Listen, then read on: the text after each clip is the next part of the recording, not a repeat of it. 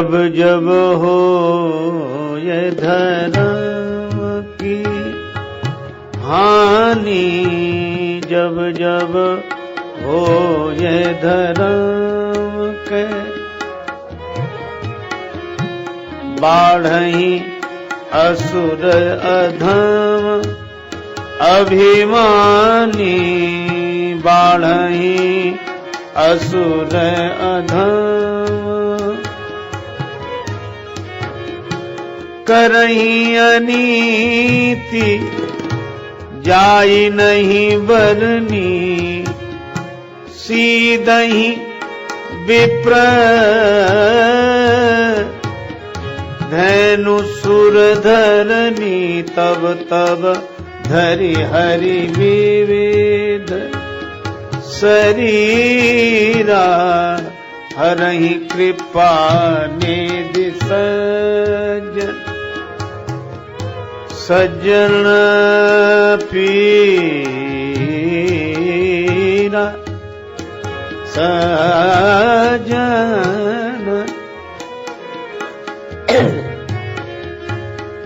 सज्जन पीरा,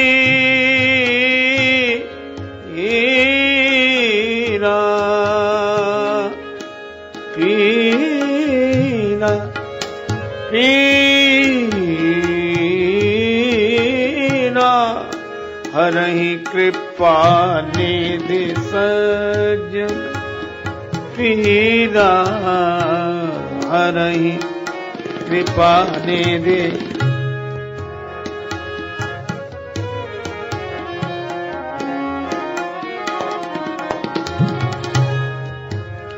असुर मारी थापहि सुरन,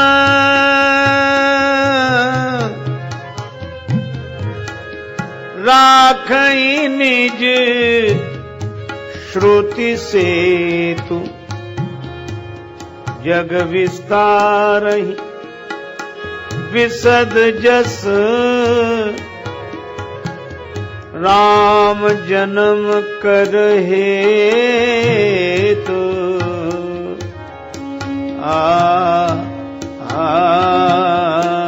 जब जब हो ये धर्म के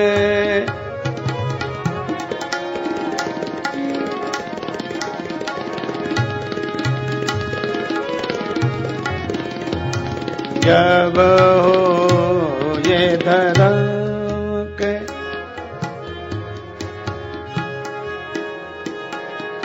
हो ये धर्म,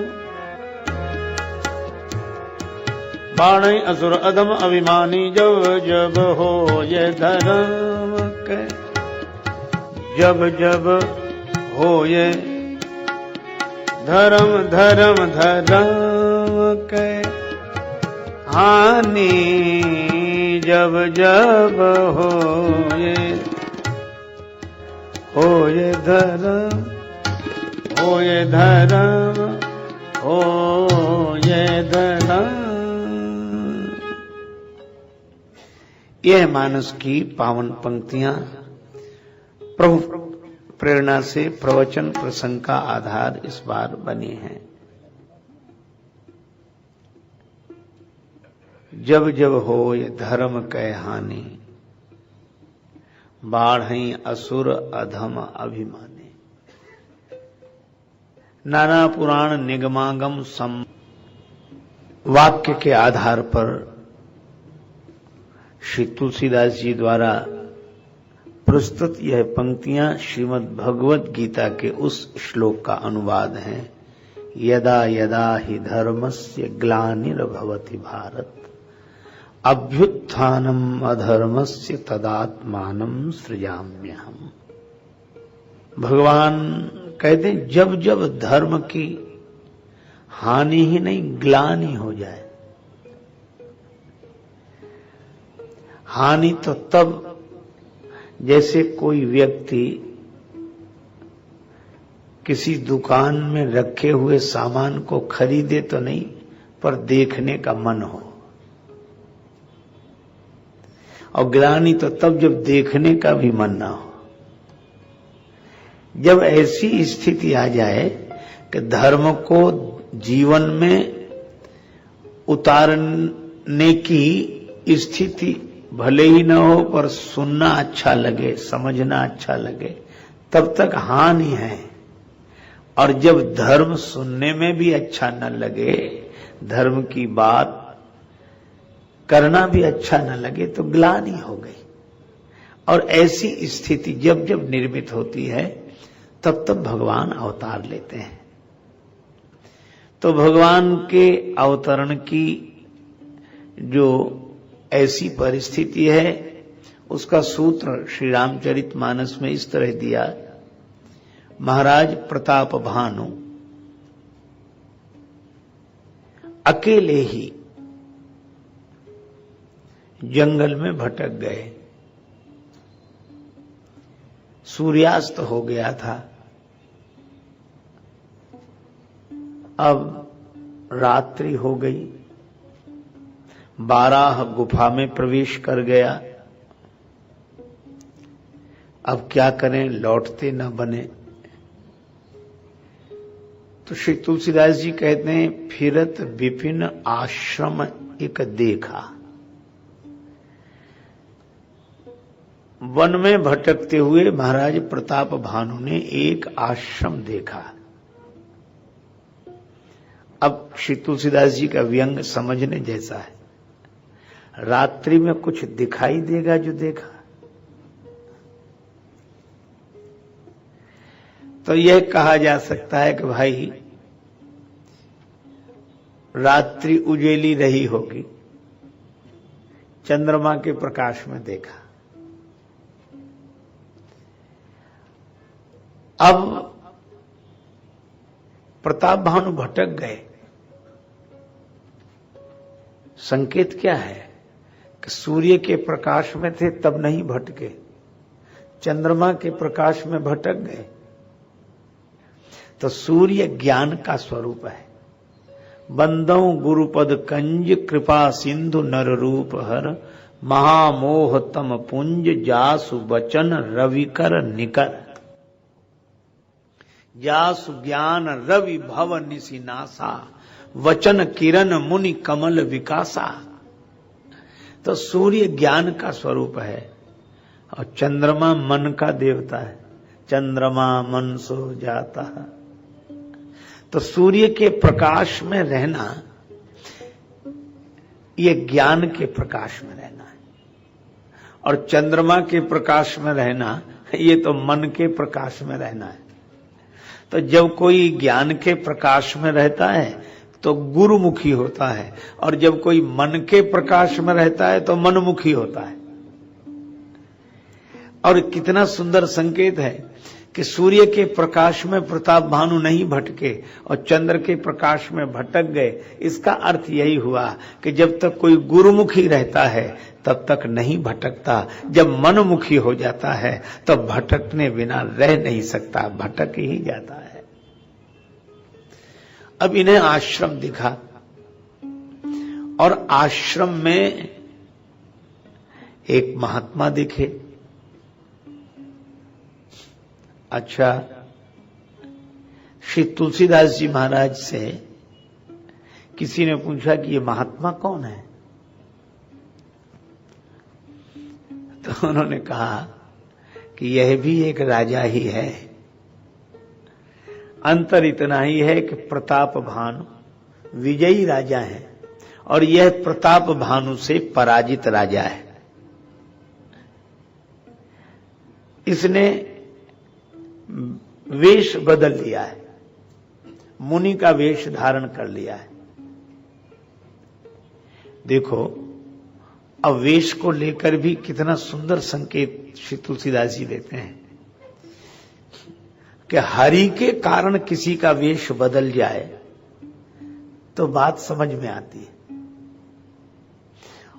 और हार के कारण कोई वेश बदल ले, हार के कारण कोई वेश बदल ले तो यह तो बड़ी अटपटी बात है। क्योंकि हरि के कारण कोई वेश बदलता है तो वह भगवान को पाना चाहता है, और हार के कारण कोई वेश बदलता है तो वह सम्मान को पाना चाहता है, वह मान पाना चाहता है। और यही इस कपटी मुनि के साथ हुआ। ये युद्ध में तो हार गया। अच्छा, युद्ध में हारा तो भागना चाहिए था, भागा ही होगा।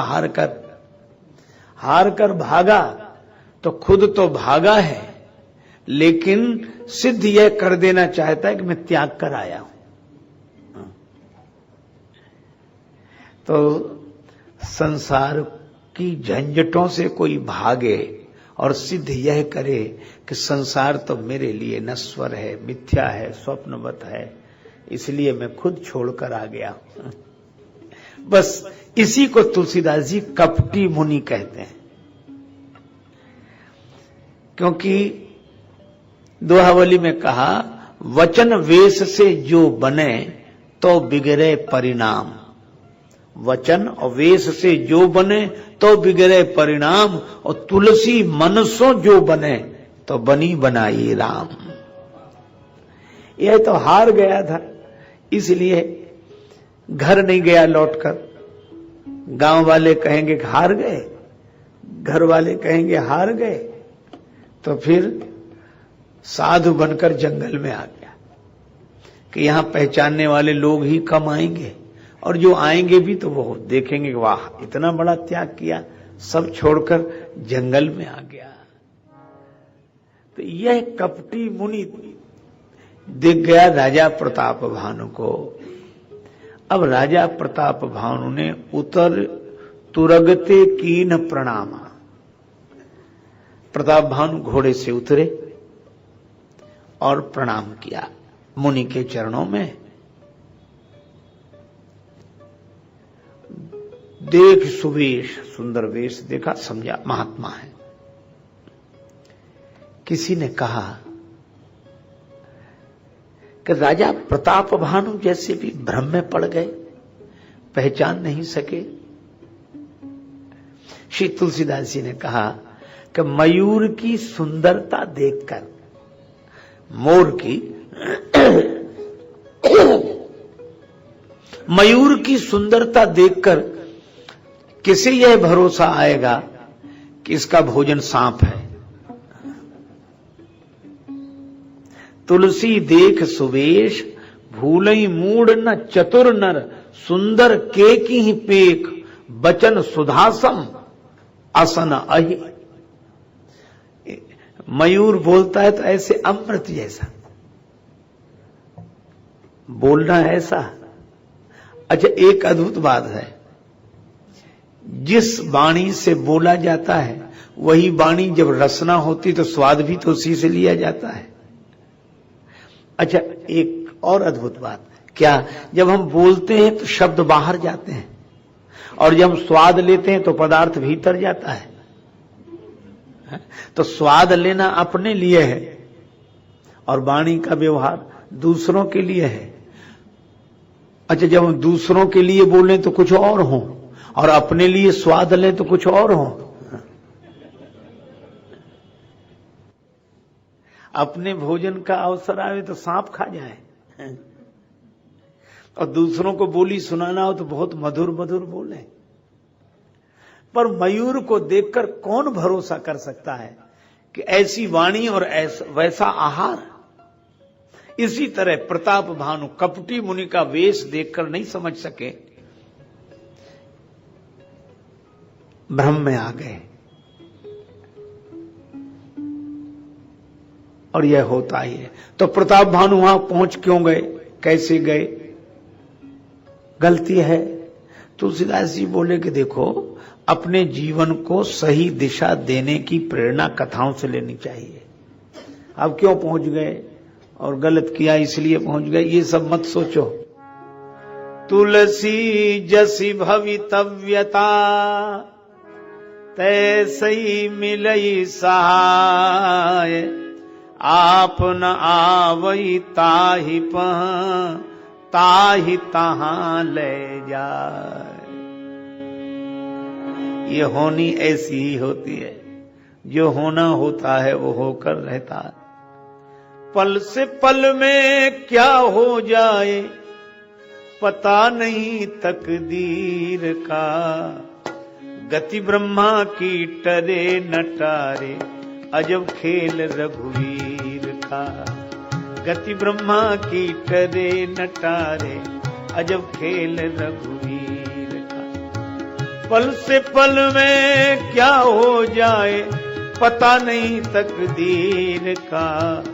गति ब्रह्मा की टरे न टारे, अजब खेल रघुवीर का, अजब खेल रघुवीर। भक्त की भावना तो यही है कि ये सब भगवान का खेल है।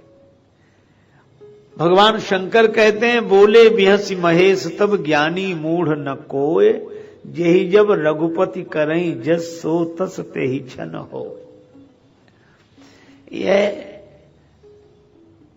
भगवान की लीला है, परमात्मा का संकल्प है। इस संसार की गतिविधियों पर नहीं अधिकार किसी का है। जिसको हम परमात्मा कहते, ये सब खेल उसी का है। जिसको हम परमात्मा कहते, ये सब खेल उसी का है। इस संसार की गतिविधियों पर नहीं अधिकार किसी का है। जिसको हम परमात्मा कहते, ये सब खेल उसी का है।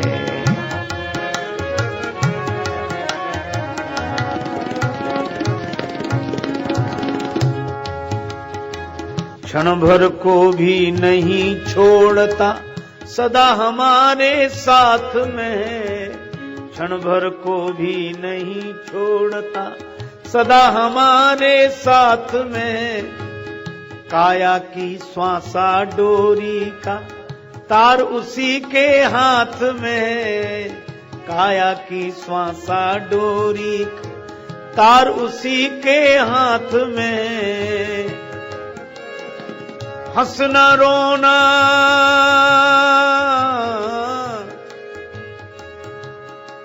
हंसना रोना जीना मरना सब उसकी मर्जी का है।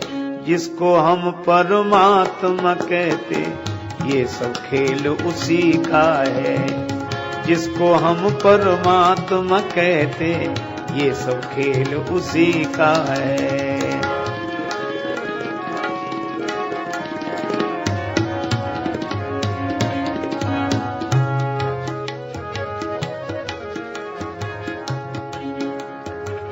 निर्धन धनी, निर्धन धनी, धनी हो निर्धन, ज्ञानी मूढ़, मूर्ख ज्ञानी, सब संभव है।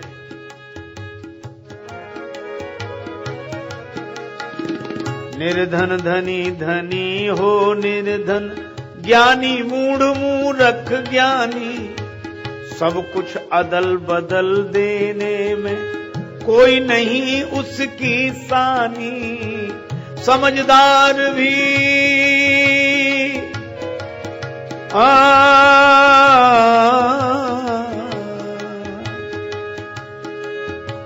समझदार भी समझ सके ना, ऐसा अजब तरीका है। जिसको हम परमात्मा कहते, ये सब खेल उसी का है। जिसको हम परमात्मा कहते, ये सब खेल उसी का है।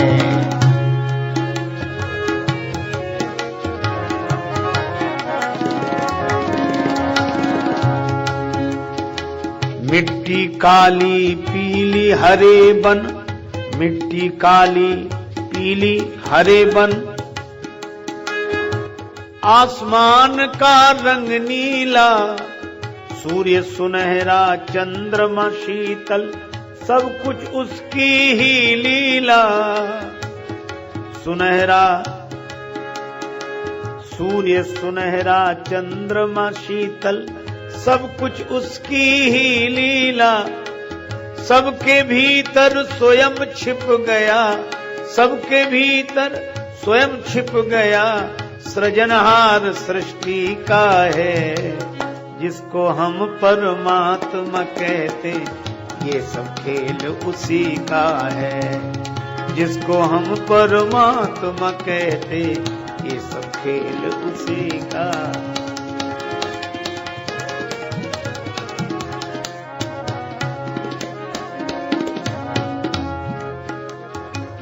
राजेश्वर आनंद अगर सुख चाहो तो मानो शिक्षा, तजे अभिमान मिला दो।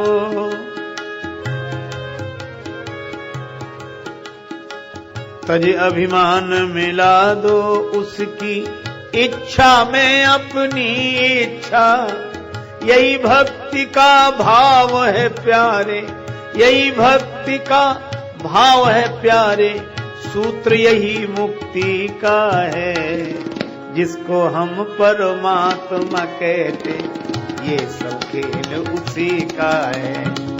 जिसको हम परमात्मा कहते, ये सब खेल उसी का है। जिसको हम परमात्मा कहते, ये सब खेल उसी का है। अब देखो, बस ये भगवान की लीला है। इसमें ऐसे सोचो, ऐसा होना था, हुआ। पर इस होने से यह प्रेरणा लें कि हमारे जीवन में ऐसा न हो। भवितव्यता के कारण प्रताप भानु पहुंच गए कपटी मुनि के पास। देख सुवेश महामुनि जाना, कोई पहुंचे हुए महात्मा है। लेकिन प्रताप भानु ने प्रणाम किया तो कपटी मुनि पहचान गया। तेहि न जान नृप नृपहि सुजाना। प्रताप भानु उसे नहीं पहचान पाए, उसने पहचान लिया कि यही प्रताप भानु है। पर वो कपट किए रहा, जैसे जानता ही ना हो। अब उसने प्रताप भानु से पूछा, अरे भाई, आप कौन हैं? अपना परिचय दें। आप में तो चक्रवर्ती राजा के लक्षण दिखाई दे रहे हैं। वह तो जानता ही था, चक्रवर्ती के लक्षण तो। और इस अंधेरे में यहां रात्रि के समय भटक कर आ गए। मुझे तुम पर बड़ी दया लग रही है। कौन हो? अब प्रताप भानु आज तक झूठ नहीं बोले, आज कपट किया। क्या बोले? महाराज, नाम प्रताप भानु अवनीशा, तासु सचिव में सुनो मुनीषा। एक महाराज प्रताप भानु राजा हैं, मैं उनका मंत्री हूं। यह है संग का प्रभाव। परमाणु कितना असर करते हैं कि कपटी मुनि ने सिखाया नहीं, उसके सानिध्य में जाकर ही प्रताप भानु कपट करने लगे। इसीलिए को न कुसंगति पाए नसाई, छाड़ी मन हरि विमुखन को संग। उनके कहने से नहीं, तिनके संग कुबुधि उपजत है। संग से ही परत भजन में भंग। निर्मल चित्त महापुरुषों का दर्शन करने से चित्त निर्मल होता है, और कपटी मुनि को देख लेने से जीवन में अनायास ही कपट प्रवेश कर जाता है। अब यह झूठ ही प्रताप भानु के लिए समस्या बन गया। एक झूठ बोला था, सिर्फ एक कदम उठा था गलत राहे शौक में। सिर्फ एक कदम उठा था गलत राहे शौक में, मंजिल तमाम उम्र मुझे ढूंढती रही। एक कदम। इसलिए भाई, कोई कहे कि हमने जहर बोतल भर के थोड़े पिया, एक बूंद पिया था तो था तो जहर ही। इसीलिए श्री तुलसीदास जी ने कहा कि इनको कभी छोटा नहीं समझना चाहिए। रिपु रुज पावक पाप प्रभु अहि गनीय न छोट करे। रिपु माने शत्रु को कभी छोटा न समझे, रुज रोग को छोटा न समझे, आग इतनी सी चिंगारी हो रही दिख रही छोटा न समझे, और पाप को कभी छोटा न समझे। कई बार लोग कहते ये तो चलता है, थोड़ा बहुत तो चलता है।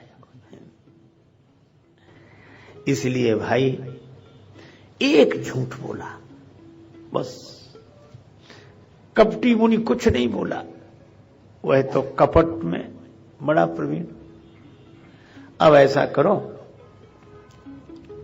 रात्रि हो गई है, विश्राम करो, यहीं ठहर जाओ। ठहर गया। अब रात्रि का समय जैसे ही आया तो सत्संग के लिए बैठ गया और यह कहा कि महाराज अब देखो सत्संग भी किस तरह हो रहा है। अब इसने महात्मा से न तो आत्मा के बारे में पूछा, न परमात्मा के बारे में पूछा, न आपका नाम क्या है, आपका जन्म कहां हुआ। कपटी मुनियों के पास सत्संग भी शरीर से ही शुरू होता है, जन्म का और नाम क्या। बस कपटी मुनि तो इसी की प्रतीक्षा में था। ऐसा नाम बताया कि प्रताप भानु ने आज तक नहीं सुना था। कहने लगा मेरा नाम एक तनु है।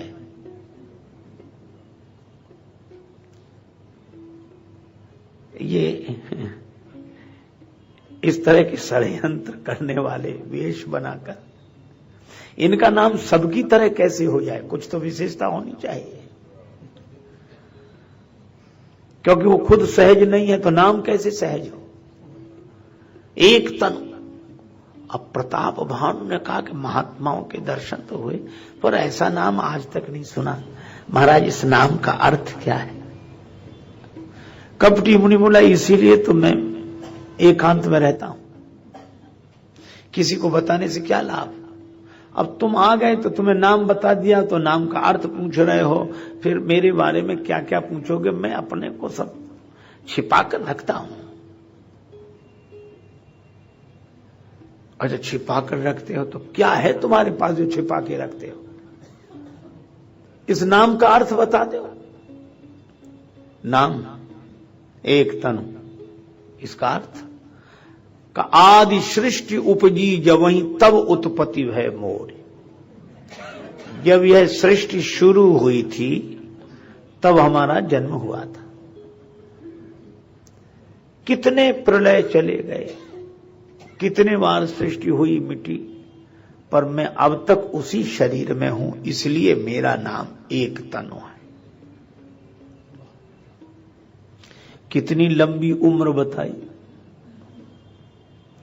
देखो तपस्वी महापुरुष हमारे यहां कई ऐसे हुए हैं जो बहुत बड़ी उम्र तक जिन्होंने शरीर धारण किया। योगी लोग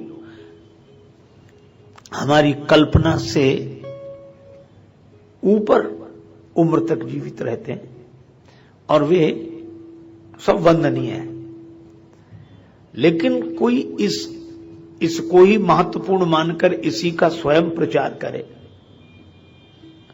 मुझे एक विनोद की बात याद आई। एक संत वो हमेशा मुस्कुराते रहते थे, बड़ी मस्ती में रहते थे। तो किसी ने उनसे कहा कि महाराज वो जो महात्मा हैं उनकी उम्र 400 साल है। पूछा उनकी उम्र 400 वर्ष है तो ये महात्मा भी कम विनोदी थे, हंसकर बोले हो सकती है। क्यों? बोले 600 साल से तो हम ही उनको ऐसे ही देख रहे हैं, 600 वर्ष से। लेकिन कुछ लोगों का इसमें बहुत रस होता है, तो उसका फायदा उठाते हुए कपटी मुनि ने कहा कि जब से सृष्टि हुई है तब से मैं आज तक उसी शरीर में हूं, शरीर मैंने छोड़ा नहीं। अच्छा, ऐसे कहने वाले मिल जाएं तो कोई आश्चर्य नहीं। आश्चर्य तो तब होता है जब प्रताप भानु जैसे विवेकी पुरुष ने ये बात मान ली। कहने वालों का आश्चर्य नहीं है, आश्चर्य तो उन मानने वालों पर है जो सत्संगी होते हुए भी ऐसी बातें मान लेते हैं। जबकि नियम यह है, सुख पाता रहा जो सदा जग में, उसे आखिर में दुख पाना पड़ा। पछताया नहीं जो कभी भी कहीं, उसे अंत समय पछताना पड़ा। कोई फूल न बाग में ऐसा खिला, खिलके न जिसे मुरझाना पड़ा। विधि का यह अटल विधान रहा, जिसे आना पड़ा उसे जाना पड़ा। नियम है। फरा सो झरा जो बरा सो बुताना। भगवान श्री कृष्ण गीता में यही कहते हैं, जिसका जन्म उसकी मृत्यु ध्रुव सत्य है। पर यह कहता है कि हम पैदा तो हुए, मरे नहीं।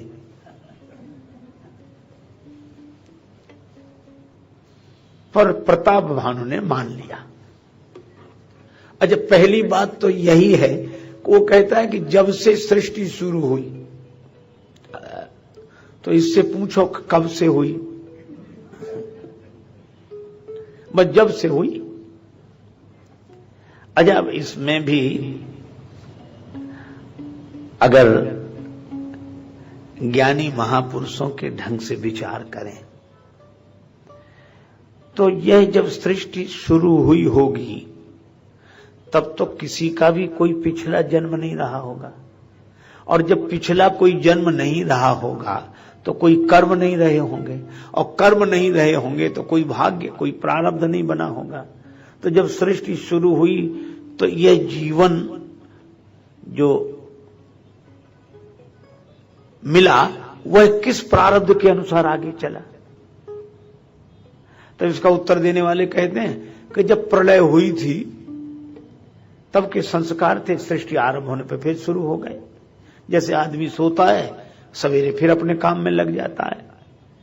तो प्रश्नकर्ता ने कहा कि नहीं नहीं, हम प्रलय की बात पूछे ना, हम तो कह रहे जब सृष्टि शुरू हुई तब। तो कहा कि तब तो बड़ी कुछ समझ में नहीं आ रहा है। तो मुझे तो एक ही बात लगी, एक संत ने कहा कि संसार में समझदारी से रहो, इस संसार को समझने की कोशिश मत कर। तुलसीदास जी कहते हैं, विधि प्रपंच अस अचल अनादि। ये प्रपंच है, समझ में नहीं आता।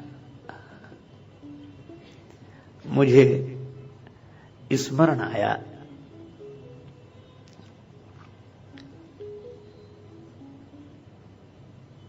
हम सब के लिए, सब संतों के लिए कल्प वृक्ष की तरह संत शिरोमणि पूज्यपाद श्री स्वामी अखंडानंद जी महाराज एक उल्लेख करते हैं ग्रंथ में कि मैंने पूज्य श्री उड़िया बाबा जी महाराज से पूछा कि बाबा, ये शरीर छूटने के बाद कौन जाता है और फिर जन्म किसका होता है, यह प्रश्न किया। तो स्वामी जी महाराज कहते कि मैं सोच रहा था कि वो जो ग्रंथों में वर्णन है वही स्वामी जी बताएंगे कि इतने तत्वों को लेकर जीव जाता है और मन को लेकर, मन के संस्कारों को लेकर जाता है, फिर वासना के आधार पर। तो बोले मैं तैयार बैठा था कि महाराज ये कहेंगे, फिर मैं ऐसे ऐसे कहूंगा। पर जब मैंने पूछा कि बाबा जन्म मृत्यु किसकी, तो बाबा मुस्कुराते हुए बोले कि तुम अपनी बुद्धि जन्म मरण को सिद्ध करने में काहे को लगाते हो, अरे इसके मिथ्यात्व को निश्चय करने में लगाओ, काहे को इसमें प्रपंच बनाया। और कितना सुंदर उत्तर है कि यह जगत प्रपंच है, इस प्रपंच को काहे को सत्य सिद्ध करने में लगे हुए हो। उमा काऊ में अनुभव अपना, सत हरि भजन जगत सब सपना। ये सृष्टि कब से हुई, कैसे हुई, अजब सपने में न कुछ हुआ न हो रहा था। इसीलिए हमारे वेदांती संत क्या कहते हैं, ना कुछ हुआ न हो रहा, ना कुछ हो न हार, और ज्यों का त्यों भरपूर है अनुभव का दीदार। ये जगत सब सपना है, इसमें न आगे न पीछे न इधर न उधर, इसकी पारमार्थिक सत्ता नहीं है, प्रातिभाषिक सत्ता है। पर ये कपटी मुनि कह रहा है कि जब से सृष्टि हुई। पर प्रताप भानु ने मान लिया कि ऐसा होगा। अच्छा, लेकिन जब इतने बड़े महात्मा हैं, इतनी बड़ी उम्र है इनकी, तो इनसे तो कुछ प्राप्त कर लेना चाहिए। बस कामना मन में आनी शुरू हो गई। अब प्रताप भानु बोले कि महाराज, अहो भाग्य जो मेरा दर्शन, मुझे आपका दर्शन हुआ। और मैं आपको बताऊं, मैंने ऐसे ही कह दिया था, मैं ही राजा प्रताप भानु। तो कपटी मुनि ने क्या कहा, मैं जानता हूं तुम्हें, पहले से जानता हूं, और तुम्हें क्या, तुम्हारे बाप को जानता हूं। तुम राजा सत्यकेतु के पुत्र प्रताप भानु हो ना। तुमने झूठ बोला था, लेकिन मैं जानता हूं। तो कैसे जानते हो? तपस्या के बल पर, सिद्धियों के बल पर। अब सिद्धि के बल पर जानता हूं, तो पहले ही जानता था। और प्रताप भानु ने इसे चमत्कार मान लिया। कहने लगा, अब मुझे भी कुछ दे दो।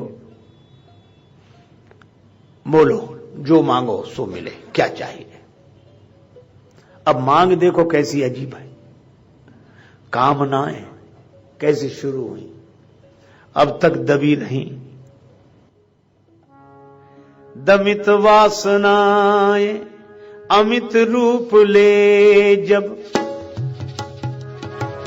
दमित वासनाएं अमित रूप ले जब, अंतःकरण में उपद्रव मचाती, अंतःकरण में उपद्रव मचाती। तब फिर कृपा सिंधु श्री राम जी के, अनुग्रह बिना मन संभलता नहीं है। परिश्रम करे कोई कितना भी, लेकिन कृपा के बिना काम चलता नहीं है। परिश्रम करे। अब ये दमित वासनाएं उत्पन्न हुई। कहने लगा, महाराज बस एक इच्छा है। अच्छा, एक अद्भुत बात इस मन की, इसने कभी नहीं कहा कि हमारी 10-12 इच्छाएं हैं, अनेक इच्छा। एक इच्छा है बस, एक। अच्छा, जो एक इच्छा है उसको पाना भी बस एक ही बार चाहता है, एक बार मिल जाए बस। और एक इच्छा और एक बार पाने की लालसा के कारण अनेक बार तो जन्म हो चुकी, पर एक अभी भी बाकी है। हजारों ख्वाहिशें ऐसी कि हर ख्वाहिश पे दम निकले, और बहुत निकले मेरे अरमा, मगर फिर भी वो कम निकले। इतनी इच्छाएं तो। कपटी मुनि ने कहा कि मांगो, जो मांगोगे वही मिलेगा। अच्छा देखो, दो के यहां कोई कमी नहीं है देने में। एक तो भगवान के यहां, उनके पास सब कुछ है, उन्हें देने में कमी क्या, जो मांगो सो मिल जाएगा। तो एक तो वे कोई संकोच नहीं करते, जो मांगो वही कहेंगे हाँ मिल गया, जाओ मिलेगा। और दूसरा, उन्हें कोई संकोच नहीं होता जिन्हें देना ही नहीं है, या जिनके पास है ही नहीं देने को, तो कहने में हर्ज क्या है, वचन में काहे की दरिद्रता। अच्छा, फिर जो आप मांग रहे हैं वो आज तो मिलने वाला है नहीं, क्योंकि हम आप मांगते भी वही हैं जो 2 साल बाद मिले, 4 साल बाद मिले, और तब के लिए कह दिया तो अब से तब तक तो हम मानते ही रहेंगे ना उन्हें कि चमत्कार है। जब नहीं मिलेगा तब देखी जाएगी। तो राजा प्रताप भानु ने वरदान क्या मांगा, मेरा बुढ़ापा ना आए, कभी बुढ़ापा ना आए, हम कभी वृद्ध ना हो, इसी तरह युवा रहे। और कपटी मुनि ने कहा, एव मस्तु, तुम्हारा बुढ़ापा नहीं आएगा। प्रताप भानु ने पूछा, सच हो जाएगा? नहीं आएगा। कैसे नहीं आएगा बुढ़ापा? कपटी मुनि बोला जैसे हमारी मृत्यु नहीं आती ऐसी तुम्हारा बुढ़ापा नहीं आएगा।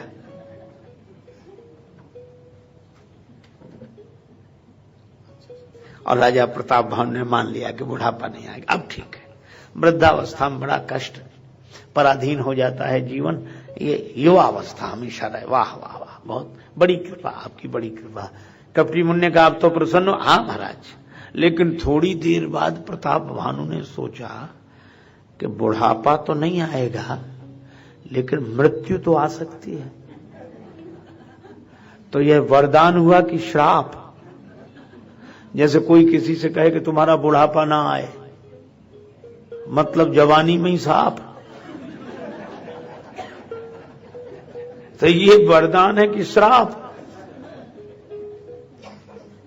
तो प्रताप भानु ने पूछा कि बुढ़ापा तो नहीं आएगा, मृत्यु? हाँ वो तो आ सकती है। अरे महाराज तो एक कृपा और करो, वह हम ज्यादा तो हमारी इच्छा ही नहीं, एक और। क्या? मृत्यु ना आवे। कपटी मुनि ने कहा कि जाओ नहीं आएगी। क्यों नहीं आएगी? हमने कह दिया इसलिए नहीं आएगी। नहीं आएगी।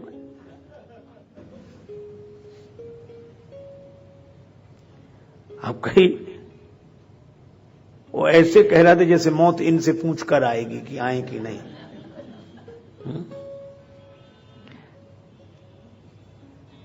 नहीं आएगी मृत्यु। प्रताप भानु का अब ठीक है, बुढ़ापा भी नहीं आएगा, मृत्यु भी नहीं आएगी, लेकिन शरीर के रोग, डायबिटीज, ब्लड प्रेशर, सर्दी, जुकाम, बुखार, हाँ ये तो आ सकते हैं, ये तो आ सकते हैं। तो महाराज बस एक वरदान और एक एक करते तीसरा हो गया। ये क्या?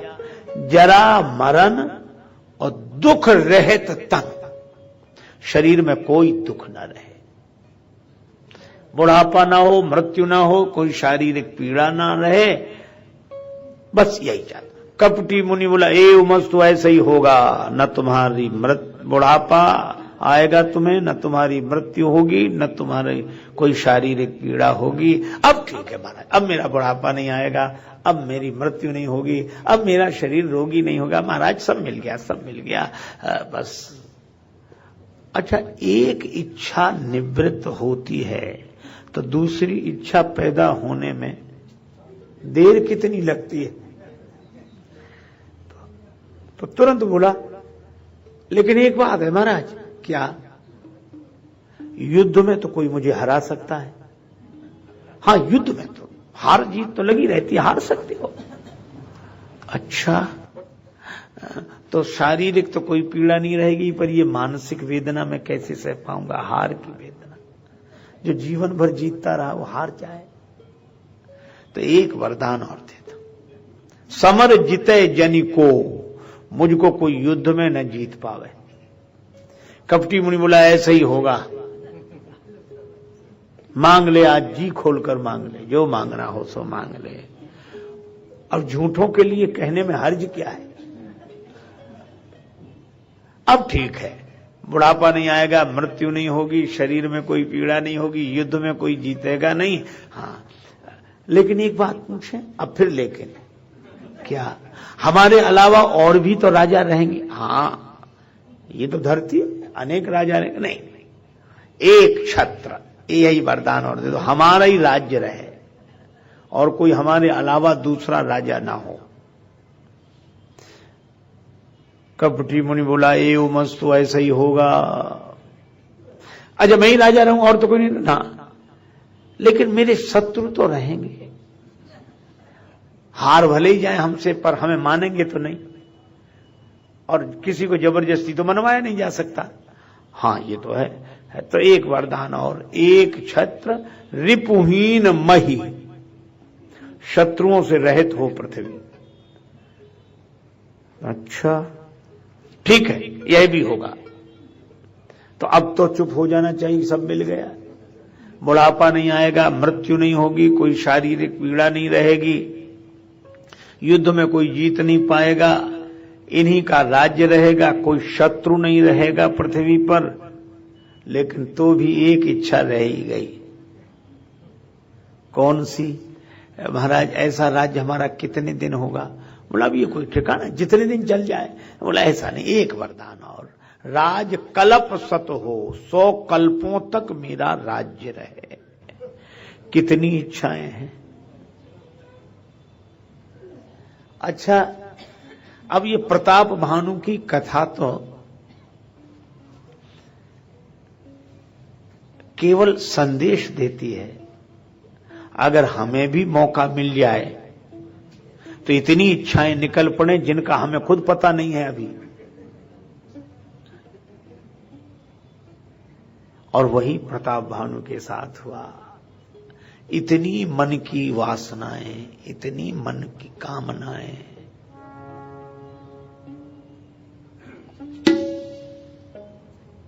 अब कपटी मुनि को मौका मिला।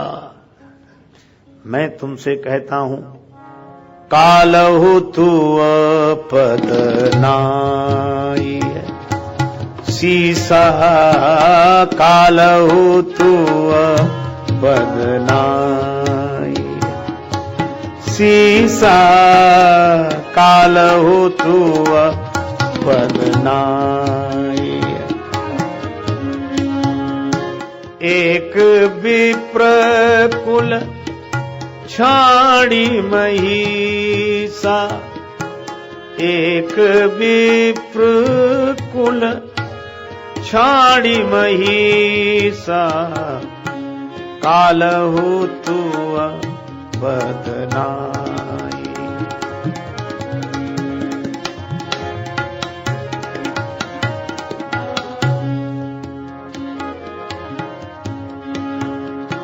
कालहु तू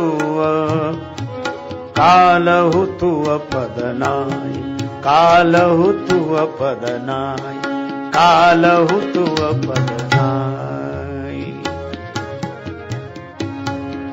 कालहु तू नाई सीसा, कालहु तू पदनाई, तू पदनाई, तू पदनाई। कपटी मुनि कहता है कि काल भी तुम्हारे चरणों में सिर झुकाएगा। प्रताप भानु ने कहा अब तो बहुत खुशी हुई। पर कपटी मुनि बोला अब तक तुम लेकिन लगाते रहे, अब मैं लेकिन लगा रहा हूं। काल भी तुम्हारे चरणों में सिर झुकाएगा, बस एक। कौन? एक विप्र कुल छाण महिषा। सब तुम्हारे बस में रहेंगे पर ब्राह्मण तुम्हारे बस में नहीं रहेंगे। क्यों? उनको बस में नहीं किया जा सकता? नहीं। तपबल विप्र सदा बरियारा, उनके पास तपस्या का बल है। अगर वो क्रोधित हो गए तो फिर कोई कुछ नहीं कर सकेगा। इसीलिए डर यही है, उनके पास तपस्या का बल है, तपश्चर्या का। और जिनके पास ज्ञान हो, संयम की शक्ति हो, जो योगी हो, वे कहीं श्राप न दे दें, क्रोध न कर दें। अच्छा, बड़ी सीधी सी बात है, जब एक और कहा जा रहा है कि वे ब्रह्मवेत्ता हैं, ब्रह्मज्ञ हैं, वे तपस्वी हैं, तो हम ऐसा काम क्यों करें कि उन्हें क्रोध आवे? वे तो हमारे संरक्षक हैं। अच्छा, उनके हिसाब से ही चलना चाहिए, उनके ढंग से चलना चाहिए। महाजनो एन गता सपंथा, महापुरुष जिस मार्ग से चलें उस पर चलें, वो जो रास्ता बताएं उस पर चलें। पर कपटी मुनि ने सलाह क्या दी कि तुम उनके हिसाब से मत चलो, उन्हें अपने हिसाब से चलाओ, उन्हें अपने बस में करो। अब यह बड़ी अटपटी बात है। हमारी शारीरिक संरचना इस तरह की है कि हमारे ये जो 4 वर्ण हैं वो प्रत्येक के शरीर में ही हैं।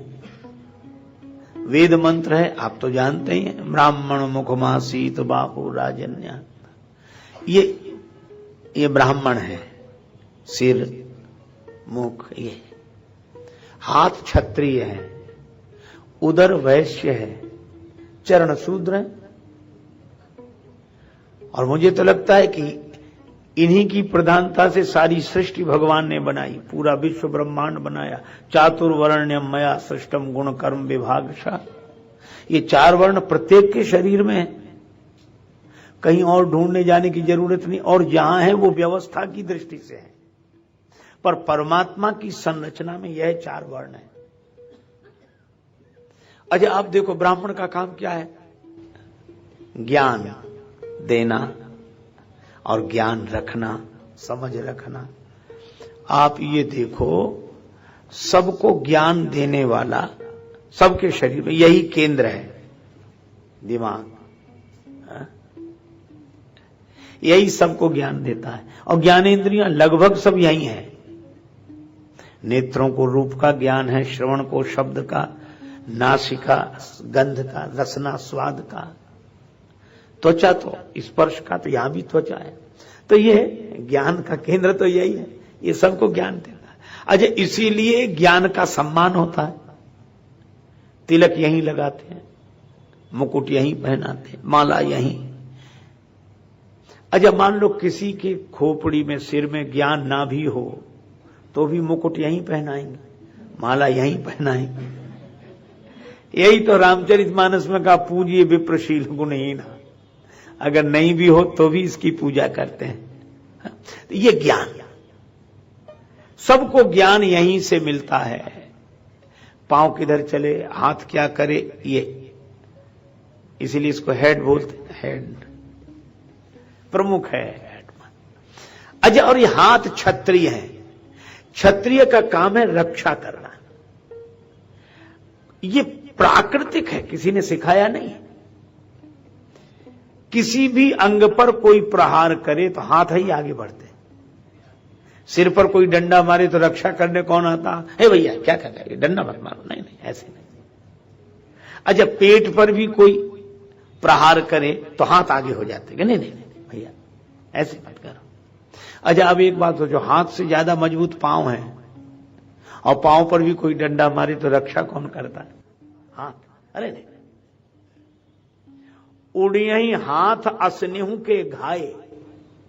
कोई तलवार लेकर भी आगे दौड़े तो हाथ आगे हो जाते हैं, घाव सहन कर लेते हैं, पर सिर को, पेट को, पांव को, तीनों को बचाते हैं। ये क्षत्रिय हैं, ये ब्राह्मण की रक्षा करते हैं, वैश्य की रक्षा करते हैं, शूद्र की रक्षा करते हैं। ये क्षत्रिय है। और ये ब्राह्मण देवता है। सिर ब्राह्मण, ब्राह्मण मुखमासीत बाहु राजन्याकृता। और ये उदर वैश्य है, दिखाई नहीं देता पर भीतर फैक्ट्री चल रही है, चल रही। इधर से जो भी जाता है मुख के द्वारा भीतर, और उस फैक्ट्री चल रही है और दिन रात चलती है, दिन रात चलती है। और इससे जो शक्ति मिलती है सबको, सिर को भी इसी से शक्ति मिले, पांव को भी इसी से शक्ति मिले, हाथ को भी इसी से शक्ति मिले।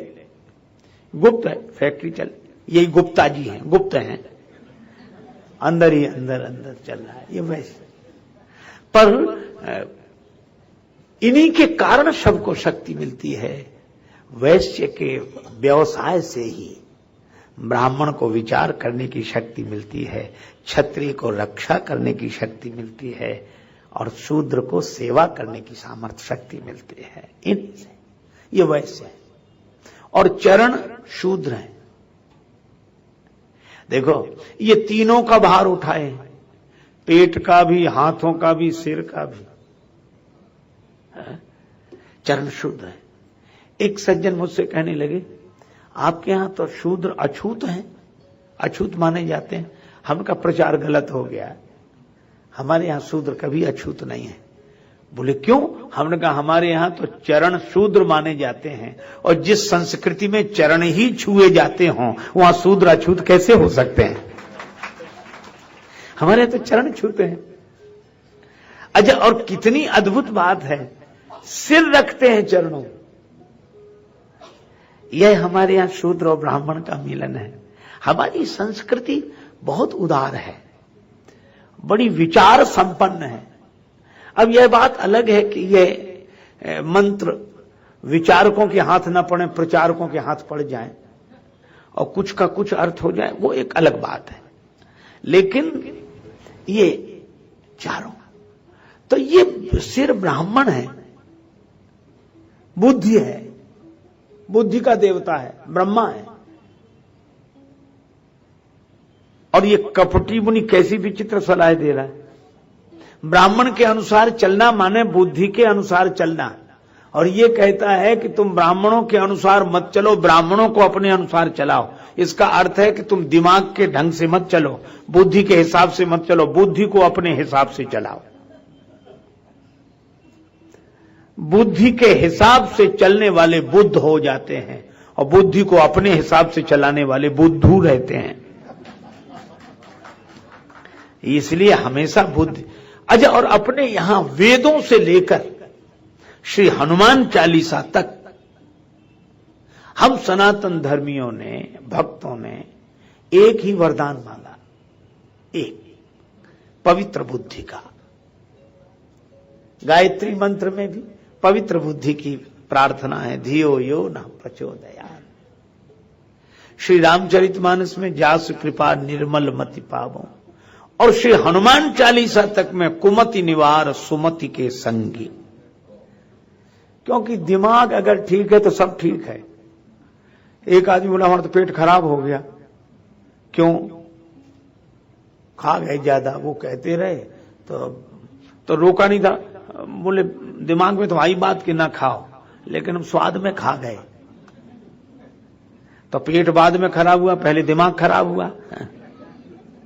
अच्छा, जिसके जीवन में भी जो कुछ खराबी आती है, बुद्धि पहले खराब होती है। इसीलिए कहते हैं विनाश काले विपरीत बुद्धि। विनाश का समय हो तो बुद्धि विपरीत हो जाती है, और बुद्धि विपरीत न हो तो कुछ भी विपरीत न हो। काल दंड गए काहू न मारा, हरई धर्म बल बुद्धि विचारा। और मुझे लगता है कि देखो, दशरथ जी गुरु जी के अनुसार चले, वशिष्ठ जी के अनुसार चले, और वशिष्ठ जी ब्राह्मण हैं, गुरुदेव हैं, विमल बुद्धि के रूप हैं। तो दशरथ जी उनके अनुसार चले तो उनके घर में राम प्रकट हो गए। और प्रताप भानु ब्राह्मणों के अनुसार नहीं चले, ब्राह्मणों को अपने ढंग से चलाना चाहा तो रावण बने। जो बुद्धि के हिसाब से चलते हैं उनके जीवन में परमात्मा का अवतरण होता है, और जो बुद्धि को अपने ढंग से चलाते हैं उनके जीवन में राक्षसत्व आता है, रावणत्व आता है। यह कथा यही संकेत करती है।